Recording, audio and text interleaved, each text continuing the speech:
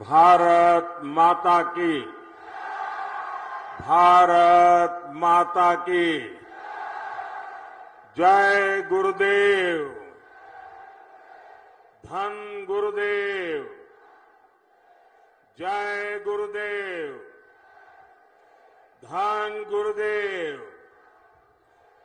बोले सो निहाल, सत श्री अकाल। 2024 के चुनाव प्रचार की मेरी ये अंतिम सभा है। मैं मां चिंतपूर्णी, मां नैना देवी और गुरु गोविंद सिंह जी को सर झुकाकर नमन करता हूं। हमारे होशियारपुर को छोटी काशी कहा जाता है। ये गुरु रविदास जी की तपोभूमि है। और संयोग देखिए,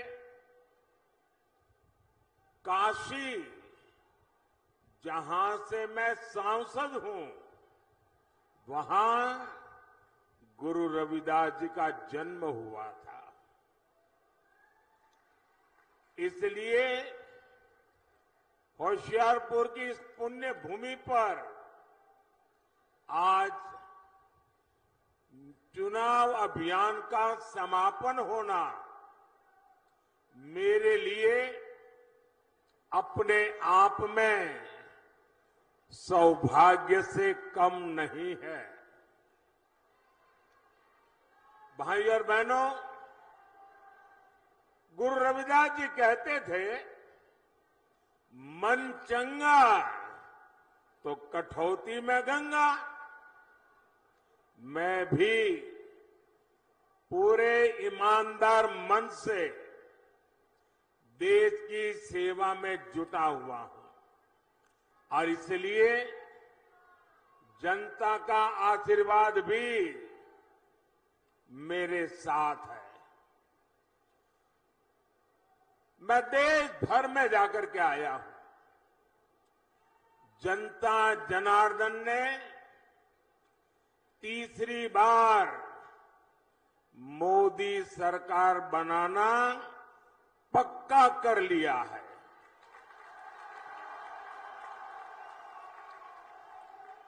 आज देश में आकांक्षाएं नहीं हैं। आज देश में उम्मीदें नहीं हैं। आज देश में आत्मविश्वास नया है। दशकों बाद ऐसा समय आया है, पूर्ण बहुमत वाली केंद्र सरकार हैट्रिक लगाने जा रही है। और इसकी सबसे बड़ी वजह है विकसित भारत का सपना। आज हर भारतीय विकसित भारत के सपने के साथ एक रूप हो गया है, जुड़ गया है। और इसलिए हर देशवासी हमें आशीर्वाद दे रहा है। साथियों, आपको याद होगा, मैंने लाल किले से कहा था, यही समय है, सही समय है। और आज फिर कह रहा हूं, 21वीं सदी भारत की सदी होगी।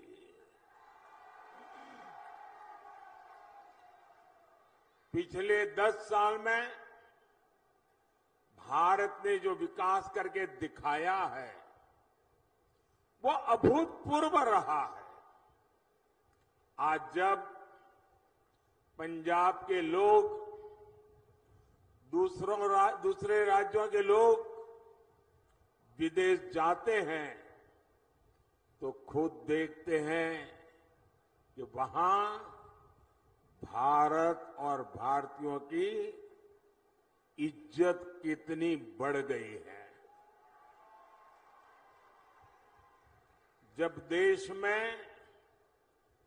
दमदार सरकार होती है तो विदेशी सरकारें भी हमारा दम देखती है। और वीरों की इस धरती पंजाब से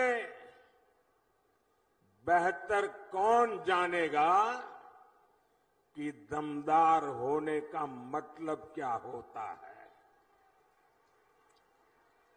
दमदार सरकार जो दुश्मन के छक्के छुड़ा दे, दमदार सरकार जो दुश्मन को घर में घुसकर मारे, दमदार सरकार जो भारत को आत्मनिर्भर बनाए, दमदार सरकार जो भारत को समृद्ध बनाए। इसलिए पंजाब भी इस बार जोर शोर से कह रहा है, फिर एक बार, फिर एक बार, फिर एक बार। साथियों, गरीब कल्याण मेरी सरकार की बहुत बड़ी प्राथमिकता है और इसमें गुरु रविदास जी की बहुत बड़ी प्रेरणा है। गुरु रविदास जी कहते थे, ऐसा चाहूं राज में जहां मिले सबन को अन्न, छोट बड़ो सब सम बसे, रैदास है प्रसन्न। बीते 10 वर्षों में हमने गरीब से गरीब को मुफ्त अनाज और मुफ्त इलाज की सुविधा दी है। आज किसी भी गरीब, दलित, वंचित मां की संतान को भूखे पेट नहीं सोना पड़ता। आज गरीब महिला को अपनी बीमारी छिपाने की मजबूरी नहीं है। अब उसके पास राशन कार्ड है, आयुष्मान कार्ड है। साथियों, गुरु रविदास जी ऐसा समाज चाहते थे जहां जाति के आधार पर समाज में कोई भेद न हो। उन्होंने कहा था, जाति जाति में जाति है, जो केतन के पात, रैदास मनुष्य ना जुड़ सके जब तक जाति न जात। आज मोदी सरकार की योजनाओं का लाभ बिना भेदभाव सभी को मिल रहा है। सभी को पक्का घर मिला, बिना भेदभाव सभी को मुफ्त गैस कनेक्शन दिए मिला, बिना भेदभाव सभी को शौचालय मिला, बिना भेदभाव सभी को बिजली कनेक्शन मिला, बिना भेदभाव ऐसी योजनाओं ने गरीब और दलित के लिए स्वाभिमान से जीना संभव किया है। यही तो गुरु रविदास जी की सीख है। यही सबका साथ, सबका विकास हमारा सुशासन का मंत्र है। रविदास जी ने यह भी कहा है, 100 बरस लव जगत में ही, जीवत रही करू काम, रैदास कर्म ही धर्म है, कर्म करहु निह काम। अर्थात 100 वर्ष का जीवन हो तो भी पूरे जीवन हमें काम करना चाहिए। वो कहते थे कर्म ही धर्म है। गुरु रविदास जी की ये भावना हमारी सरकार की कार्य संस्कृति में झलकती है। चुनाव की इस भागदौड़ में भी हमारी सरकार एक पल भी व्यर्थ नहीं कर रही है।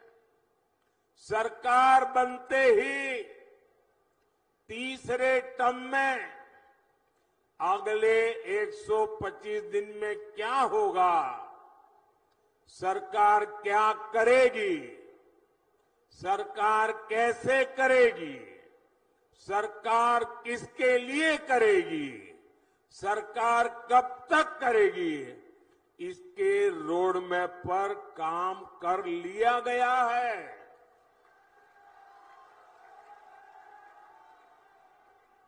इसमें भी 25 दिन विशेष तौर पर युवाओं के लिए केंद्रित किए गए हैं।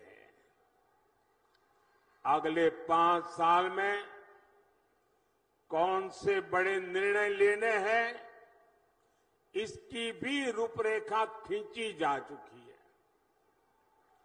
अगले 25 साल के विजन पर भी हमारी सरकार तेजी से आगे बढ़ रही है। साथियों, ये भाजपा सरकार का सौभाग्य है कि उसे गुरु रविदास से जुड़ी विरासत को सम्मान देने का अवसर मिला है। काशी में उनके जन्मस्थान का विकास किया जा रहा है। काशी में गुरु रविदास जी के जन्म स्थान पर सुविधाएं बढ़ाई जा रही हैं। वहां लंगर हॉल बना है, म्यूजियम बना है, पार्क बना है, मंदिर के आसपास सड़कें बनी हैं।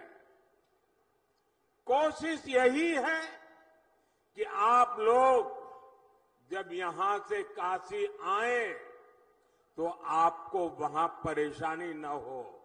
और इतना ही नहीं, मैं काशी का सांसद हूं, इसलिए जब भी आप काशी आए ना तो आप मेरे मेहमान हैं।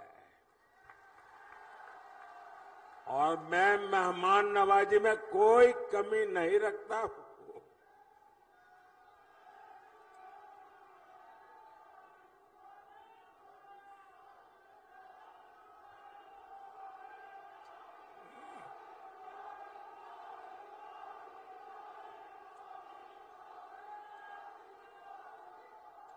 साथियों,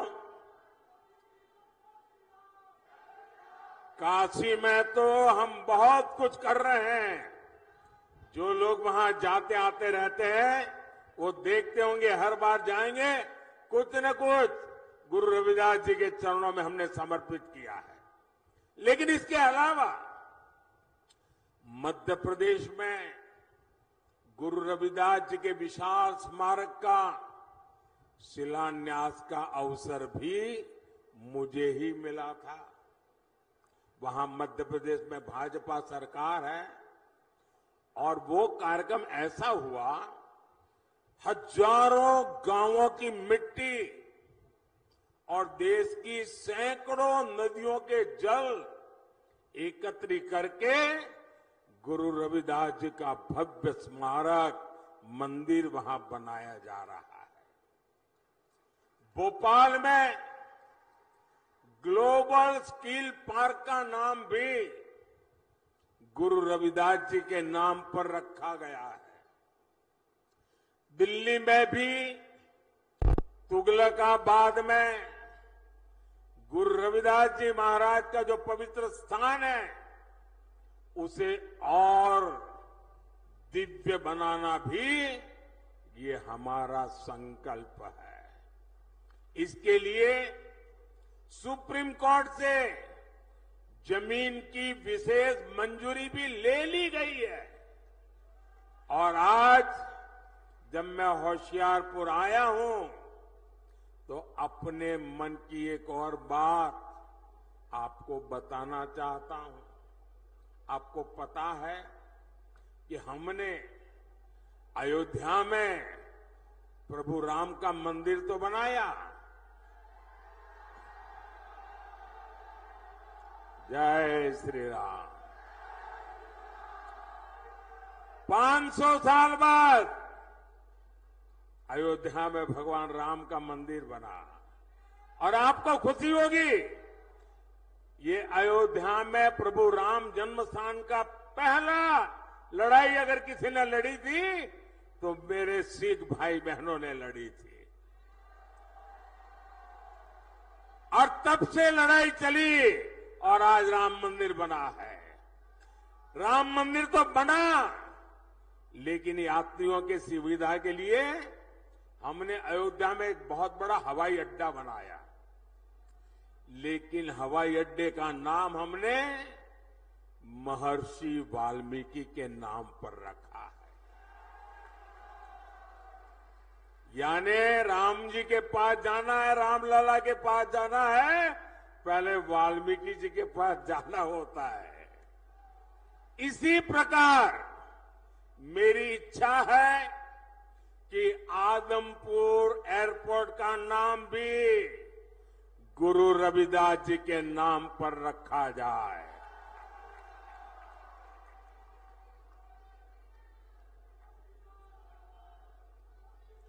सरकार बनने के बाद इस दिशा में तेजी से काम किया जाएगा।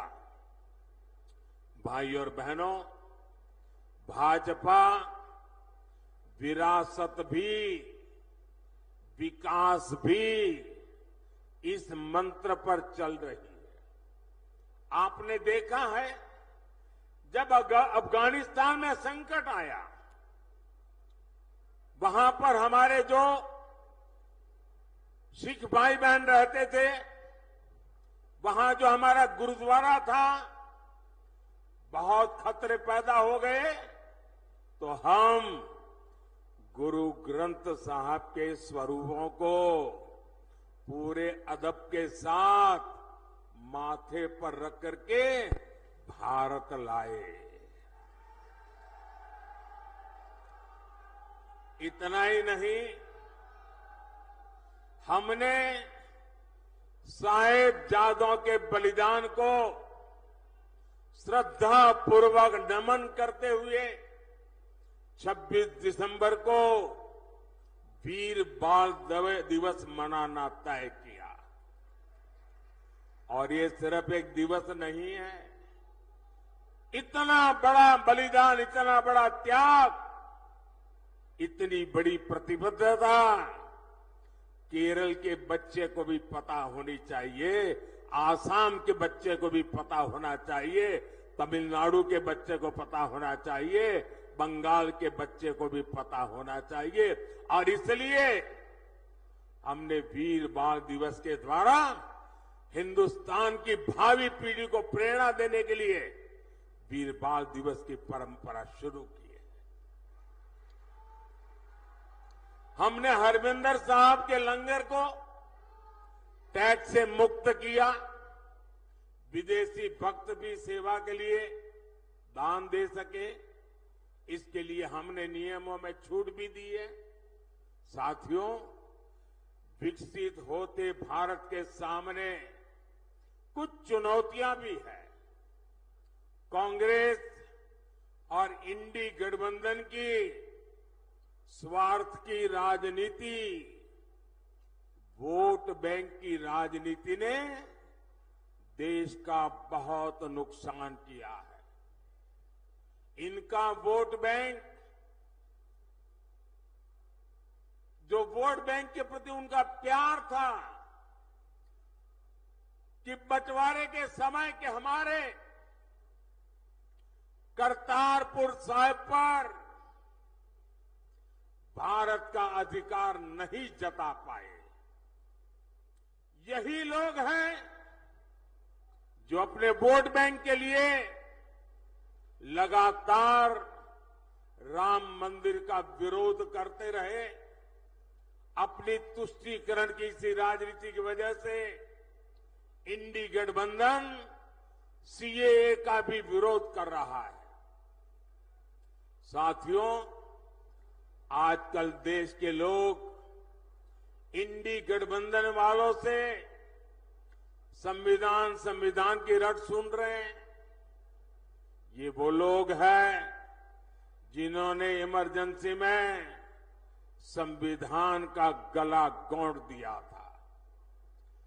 जब 84 के दंगों में सिखों के गले में टायर बांधकर जलाया जा रहा था तो इन्हें संविधान की नहीं सूझी। साथियों, मोदी ने एक संकल्प लिया है कि वो दलितों, पिछड़ों, आदिवासियों का आरक्षण किसी को भी छीनने नहीं देगा। अपनी सरकार के 10 साल में मैंने लगातार एससी, एसटी, ओबीसी के आरक्षण की रक्षा की है। ये कांग्रेस और इंडी गठबंधन वाले मेरी इस कोशिश से भी भड़के हुए हैं। दरअसल आरक्षण को लेकर इनके खुद के इरादे बहुत खतरनाक हैं।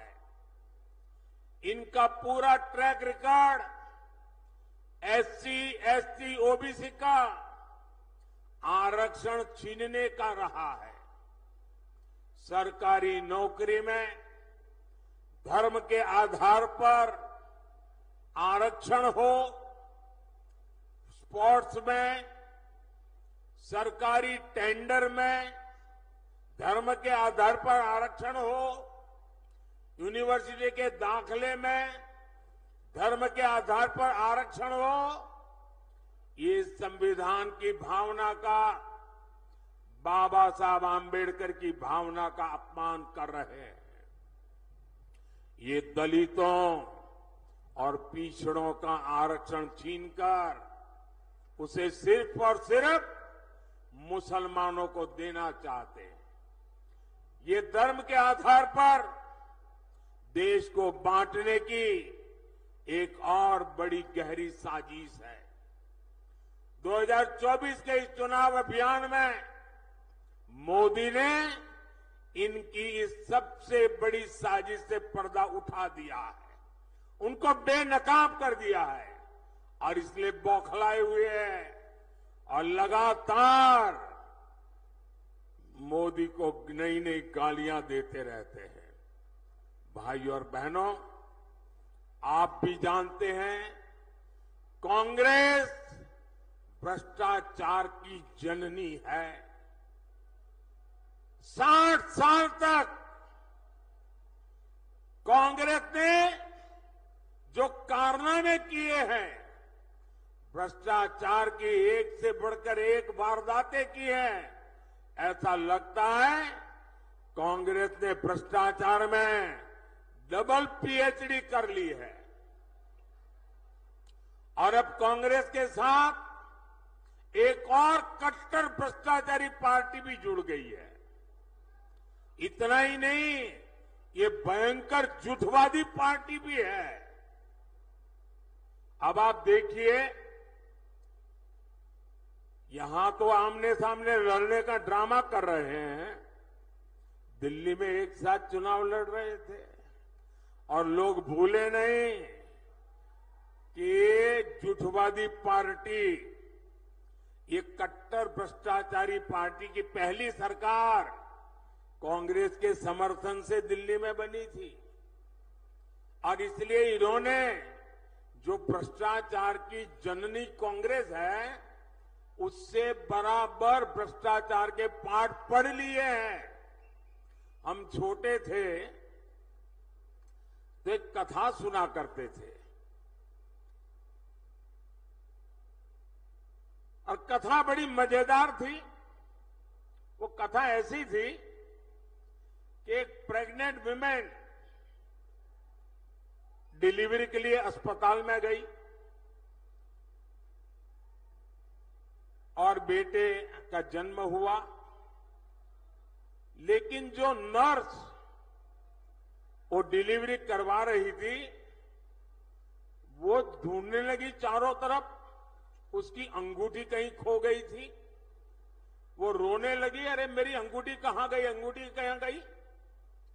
अब बेटे का जन्म हुआ लेकिन वो अपनी मुट्ठी नहीं खोलता था, तो डॉक्टरों को चिंता हुई, इस बच्चे की मुट्ठी क्यों नहीं खुल रही है, अभी तो पैदा हुआ है। डॉक्टरों ने बड़े तरीके से उसकी मुट्ठी खोली तो अंगूठी उसकी मुट्ठी में थी।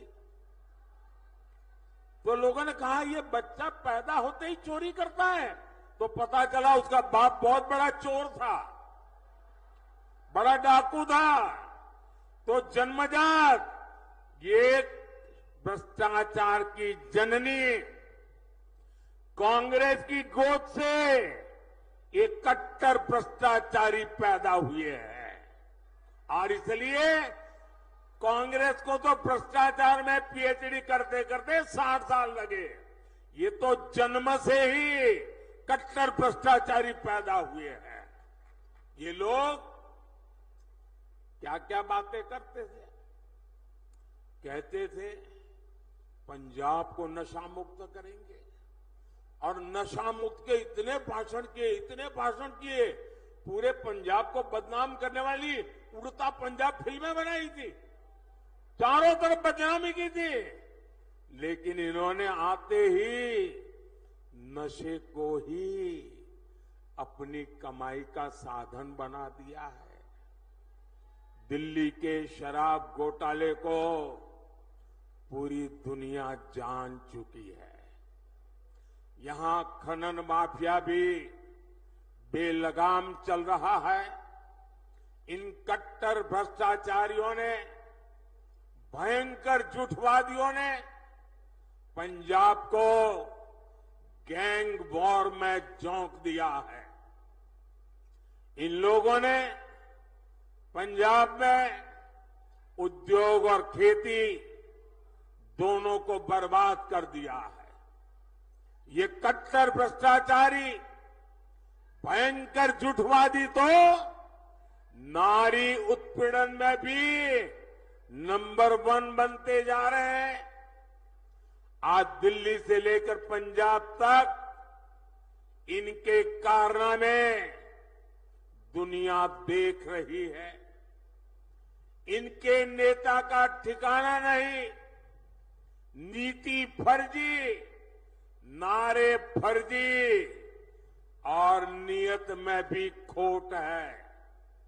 साथियों, पंजाब वीरों की धरती है, पंजाब शौर्य की धरती है, पंजाब पराक्रम की धरती है, पंजाब पुरुषार्थ की धरती है। लेकिन इंडी गठबंधन के लोग हर कदम पर वीरों का अपमान करते हैं। यही लोग हैं जिन्होंने हमारे देश के सेना के अध्यक्ष जनरल बिपिन रावत को गली का गुंडा कहा था और वो सिर्फ जनरल बिपिन रावत का अपमान नहीं था, हिंदुस्तान के हर फौजी का अपमान था, हिंदुस्तान के हर सैनिक का अपमान था। यही लोग हैं जिन्होंने सर्जिकल स्ट्राइक पर हमारी सेनाओं से सबूत मांगे थे। यही लोग हैं नेहरू के जमाने की 62 की लड़ाई में चीन को क्लीन चिट देकर भारत की फौज का आए दिन अपमान करते रहते हैं। कांग्रेस और इंडी गठबंधन ने हमारी सेनाओं को कमजोर करने में कोई कसर बाकी नहीं छोड़ी थी। याद कीजिए, देश आजाद हुआ तब से जीप घोटाला हो, बोफोर्स घोटाला हो, सबमरीन घोटाला हो, आर्मी के लिए ट्रक घोटाला हो, इन लोगों ने हर मौके पर देश की सेना की जरूरतों की चिंता नहीं की, देश की सेना की शक्ति की चिंता नहीं की। इन्होंने लूटने की योजनाएं बनाई, चोरी करने की योजनाएं बनाई, भ्रष्टाचार करके देश के खजाने को खाली करने की योजना बनाई है। ये लोग हैं जिन्होंने तेजस फाइटर प्लेन के प्रोजेक्ट को ठंडे बस्ते में डाल दिया था। यही लोग हैं जिन्होंने वर्षों तक सेना के अंदर एकरूपता, एकात्मता लाने के लिए सीडीएस पद के गठन को लटका कर रखा। यही लोग हैं जिन्होंने सेनाओं को आधुनिक बनाने के लिए जरूरी रिफॉर्म्स नहीं होने दिए। यही लोग हैं जिन्होंने हमारे पूर्व फौजियों को 1 रैंक 1 पेंशन, ओआरओपी 40 साल तक झूठ बोला। भाइयों बहनों, और कैसा झूठ, ये सेना के जवानों की आंख में कैसी धूल झोंकते हैं। और मुझे याद है 2013-14 के चुनाव में यहां पंजाब में आकर के पूर्व सैनिकों के साथ छोटी छोटी अपनी मीटिंगें करके हवा फैलाते थे कि ओआरओपी कर दिया। कैसी बेईमानी की। जरा मैं, पंजाब तो पूर्व सैनिकों की धरती है, हिमाचल पूर्व सैनिकों की धरती है, मैं जरा बताना चाहता हूं इन्होंने क्या किया। मैंने 2013 में जब मुझे प्रधानमंत्री पद का उम्मीदवार घोषित किया तो मैंने रेवाड़ी में सबसे पहली पूर्व सैनिकों की रैली की। उस रैली में मैंने घोषणा की कि हमारी सरकार बनेगी तो हम 1 रैंक 1 पेंशन लागू करेंगे। तो ये घबरा गए, बोले मोदी ऐसी चीज लाया है कि मर जाएंगे। तो इन्होंने क्या किया, आनन फानन में 500 करोड़ रुपया रख करके बोल दिया कि ओआरओपी लागू। ऐसा झूठ। आप देखिए, जब मैंने इसको लागू किया 1.25 लाख करोड़ रुपया पूर्व सैनिकों के खाते में जमा किए। 1.25 लाख करोड़ रुपया तब ओआरओपी हुआ है। ये 500 करोड़ में खेल खेलते थे। यानी कितना झूठ बोलते हैं ये लोग। भाइयों बहनों, मोदी का लक्ष्य भारत की सेनाओं को सबसे ज्यादा आधुनिक बनाना है, सबसे ज्यादा सामर्थ्यवान बनाना है, सच्चे अर्थ में आत्मनिर्भर बनाना है। लेकिन मोदी के इस अभियान से इंडी वालों की काली कमाई के रास्ते बंद होते हैं। इसलिए ये मोदी पर अपना गुस्सा निकाल रहे हैं। और भाइयों बहनों, साफ है, सेना बनती है तो हमें हर चीज में ध्यान रखना होता है कि मुकाबला किससे करना है।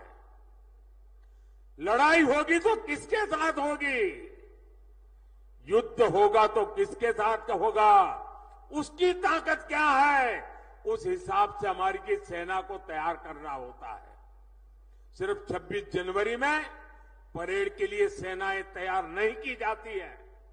सेना लड़ाई के लिए तैयार की जाती है, दुश्मन के दांत खट्टे करने के लिए तैयार की जाती है, मां भारती की रक्षा के लिए तैयार की जाती है। लेकिन इन्होंने सेना को भी राजनीति का हथियार बना दिया है। इससे बड़ा पाप कोई नहीं कर सकता है। और मैं इंडिया अलायंस वालों को कह रहा हूं, मैं चुप बैठा हूं, इसका मतलब ये समझिए, गलती मत कीजिए मोदी को समझने की।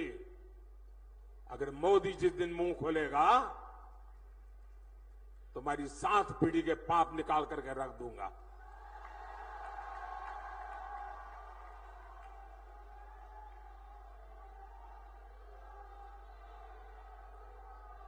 आपको मोदी को जितनी गालियां दे दीजिए, लेकिन मेरे देश की सेना का अपमान ये मोदी नहीं सहन करेगा।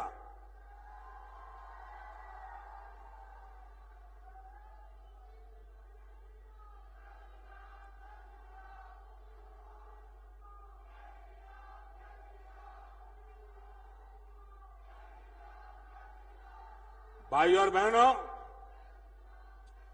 गरीब का ये बेटा हर गरीब को, दलित को, पिछड़े को विकास की नई ऊंचाई देना चाहता है। आने वाले 5 साल मेरे किसान भाई बहनों के कल्याण के लिए, मेरे गरीब भाई बहनों को गरीबी से बाहर निकालने के लिए, हमारे नौजवानों को नए अवसर देने के लिए और हमारी नारी शक्ति की भागीदारी को बढ़ाने के लिए उत्कृष्ट समय होने वाला है। आजादी के 75 साल में जैसा समय नहीं आया, वैसा समय आने वाले 5 साल में आने वाला है।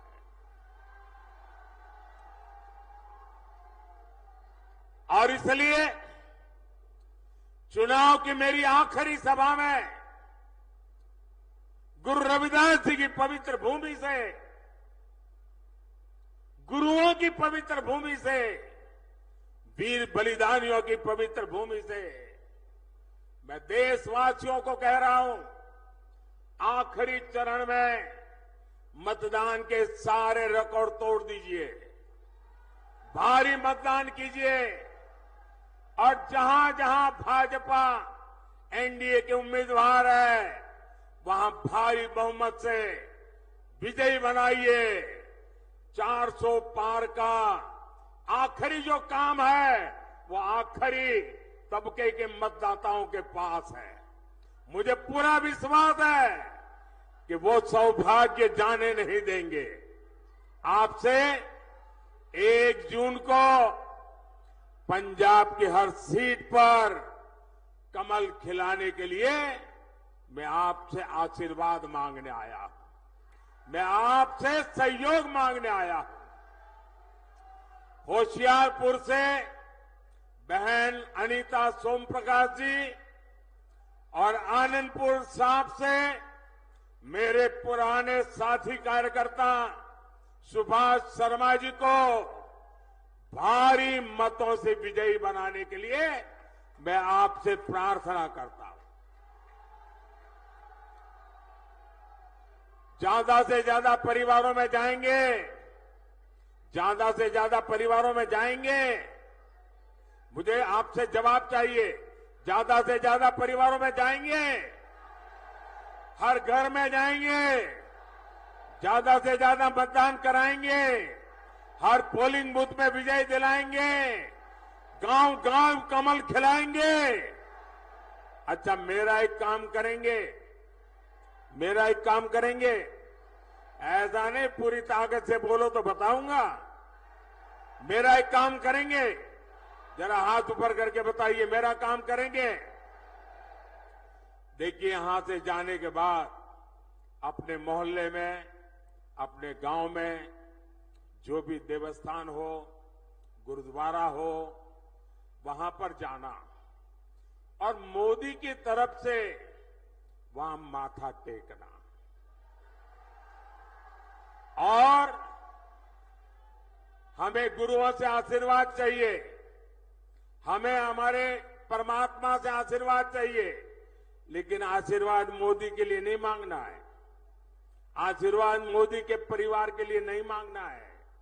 आशीर्वाद मांगना है विकसित पंजाब बनाने के लिए, आशीर्वाद मांगना है विकसित भारत बनाने के लिए। और इसलिए आप सबसे मेरा आग्रह है कि मेरा ये काम जरूर कीजिए। हर गुरुद्वारे पर जाकर के, हर देवस्थान पर जाकर के मेरी तरफ से मत्था जरूर टेकना।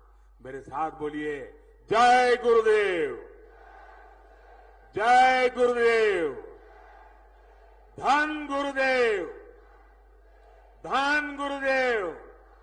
श्री वाहेगुरु जी का खालसा, श्री वाहेगुरु जी का खालसा।